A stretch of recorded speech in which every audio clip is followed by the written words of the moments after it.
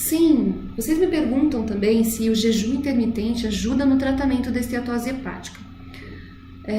Eu acho que eu não expliquei aqui do processo de resistência à insulina. Talvez porque, novamente, eu sempre acho que vocês já viram, já assistiram, já devem saber de tudo isso, mas eu vou explicar. O processo de resistência à insulina, gente, quando as nossas células passam a não responder mais à nossa insulina, é quando elas começam a ficar surdas. É como se elas ficassem surdas para a insulina. Pensem comigo. Quando a gente está num ambiente, né, a gente vive num ambiente onde tem muito ruído, muito barulho, com o tempo a gente vai se adaptando àquele ruído, né? E ele já não é mais tão alto para a gente. Tanto que quando a gente vai ouvir sons normais, a gente precisa, né? Repete. Tu começa a ficar meio surdo. Por quê?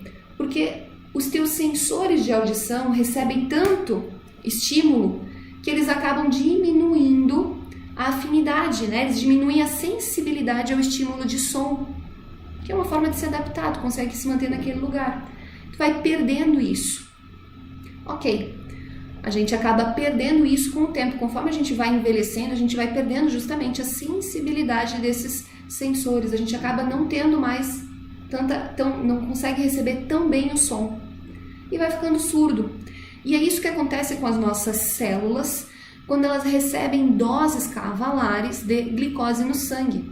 Quando recebe ao longo do dia vários picos de glicose. Isso acontece quando a nossa alimentação é densa em açúcares e farinhas e alimentos industrializados. De maneira geral, gente, eu tô falando isso, mas quando a nossa alimentação é rica em pães, massas, biscoitos, bolos, doces, salgados e todos os tipos de comida processadas. Se a tua alimentação é rica em pão, cerealzinho matinal, se é rico em massas, macarrão, lasanha, muita farinha, às vezes a gente nem se dá conta, mas a gente consome uma grande quantidade disso e acaba tendo altas doses de glicose na corrente sanguínea, o que em um dia ou outro não vai nos fazer tão mal. Mas ao longo de dias, por anos, né, semanas, meses e anos, a gente acaba fazendo com que as nossas células, que estavam recebendo tanta e tanta glicose ao longo desses dias, elas vão começando a ficar surdas para o hormônio insulina, que é um hormônio essencial que leva essa glicose para dentro da célula. Sem ele, a célula não consegue utilizar a glicose como fonte de energia. Então elas se tornam, com o tempo, resistentes à insulina pela presença excessiva da insulina ali no sangue, tá? Bom, ela se tornou resistente à insulina. Na presença de insulina, elas não atendem mais e permanece aquela quantidade alta de glicose no sangue. E aí o teu pâncreas vai lá e produz mais insulina ainda, fazendo com que tu fique com alta quantidade de glicose e de insulina no teu sangue. E essa resistência à insulina vai levar o teu fígado a converter a glicose em triglicerídeos. E com isso tu vai ter um aumento não só da glicose e da resistência à insulina, tu aumenta a produção de triglicerídeos via hepática. Quem tem triglicerídeo alto no sangue já sabe onde é que está a raiz do problema, né? Então aumenta a produção de triglicerídeos, a partir daí aumenta o depósito de gordura corporal, muscular e hepático, aumenta a conversão desses triglicerídeos, né, desse excesso de glicose em triglicerídeos em colesterol LDL e diminui a conversão de colesterol HDL, diminui a produção de colesterol HDL, que é o colesterol bom no fígado, e aumenta a produção de VLDL também, dos famosos quilomicrons.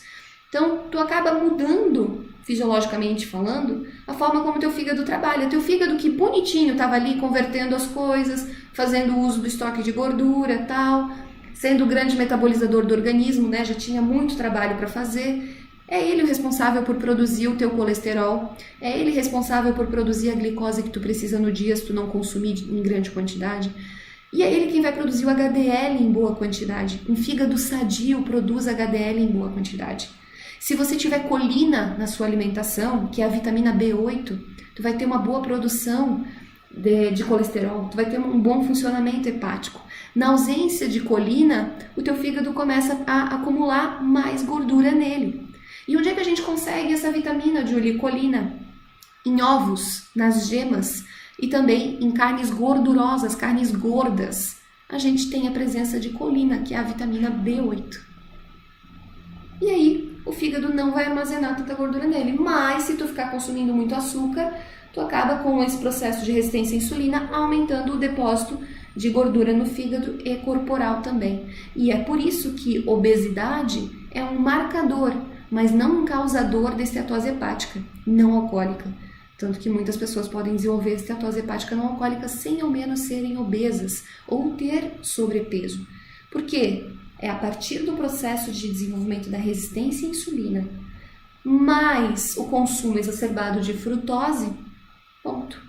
Teu fígado tem que lidar com isso em grande quantidade. E a gente estava falando agora da glicose, né? Porque a resistência à insulina se dá pela glicose. Ok, mas a frutose, quando a gente consome açúcar, a frutose ela não vai para o teu sangue e vai ser metabolizada. Antes de ela ser utilizada, ela precisa passar pelo teu fígado. E é por isso que ela é considerada uma toxina. E é por isso que consumir xarope em excesso vai ter efeito hepatotóxico. Vai sobrecarregar o teu fígado, porque ele precisa fazer a metabolização dessa frutose para que a mesma seja utilizada como fonte de energia, para produzir outros subprodutos para que ela seja utilizada.